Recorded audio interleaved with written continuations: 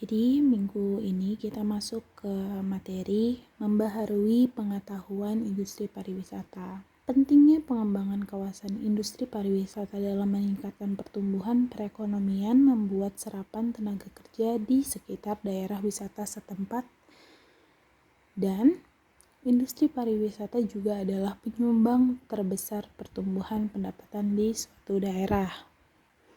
Manfaat industri pariwisata yang pertama ada membuka lapangan pekerjaan bagi masyarakat setempat. Yang kedua, meningkatkan kesejahteraan dan pendapatan masyarakat. Yang ketiga, meningkatkan pendapatan negara. Keempat, kelestarian lingkungan hidup dan kebudayaan nasional akan selalu terpelihara dengan baik. Dampak industri pariwisata itu terbagi menjadi 4. Yang pertama, itu dampak terhadap aspek perekonomian. Ada positif dan negatif. Yang positifnya adalah membuka lapangan kerja, pendapatan devisa, mendorong seseorang untuk menjadi wirausahawan, dan memberikan keuntungan ekonomi pada pelaku pariwisata seperti hotel dan restoran. Ada juga negatifnya, yaitu meningkatnya inflasi dan harga jual tanah yang sangat mahal, meningkatkan impor barang dari luar negeri, dan terjadinya kesenjangan pendapatan masyarakat di suatu daerah. Pariwisata lebih sering mengeksploitasi lingkungan alam seperti air, atmosfer, pantai, pulau, pegunungan, area liar, vegetasi, pembakaran liar, pembabatan pohon, kehidupan satwa, dan situs sejarah. Yang ketiga, dampak terhadap kebudayaan.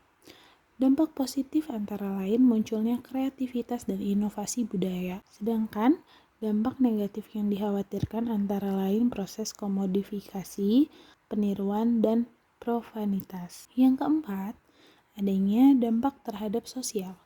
Pariwisata menimbulkan kontak sosial antar sesama, yaitu memberikan kesempatan kepada kedua belah pihak untuk saling mengenal kebudayaan dalam batas-batas tertentu dan memberikan juga kesempatan untuk mengenal sikap dasar yang dimiliki dalam pergaulan. Mayoritasnya masyarakat ingin menjadi kaya secara instan dan berusaha memburu dolar dengan jalan pintas. Dan pengaruh penyakit masyarakat, maka muncullah pelacuran, kecanduan obat, perdagangan obat bius, mabuk-mabukan, dan pelanggaran terhadap undang-undang yang berlaku. Modal dasar pengembangan pariwisata. Indonesia merupakan sumber daya yang dapat dijadikan modal dasar pengembangan sektor pariwisata yang terdiri atas unsur-unsur luas wilayah dan letak strategis, sumber daya alam, jumlah penduduk dan keberagaman budaya Indonesia, stabilitas keamanan, komitmen politik pemerintah, dan keberhasilan pembangunan. Keberhasilan pembangunan di suatu daerah dapat dilihat dari indikator-indikator lainnya. Yang pertama, ada meningkatnya seni dan budaya bangsa. Yang kedua, meningkatnya kesadaran berwisata dan partisipasi masyarakat dalam pengembangan pariwisata. Yang ketiga, semakin dikenalnya objek dan daya tarik wisata oleh wisatawan sehingga wisatawan akan berkunjung ke Indonesia. Yang keempat, meningkatnya kepedulian terhadap lingkungan.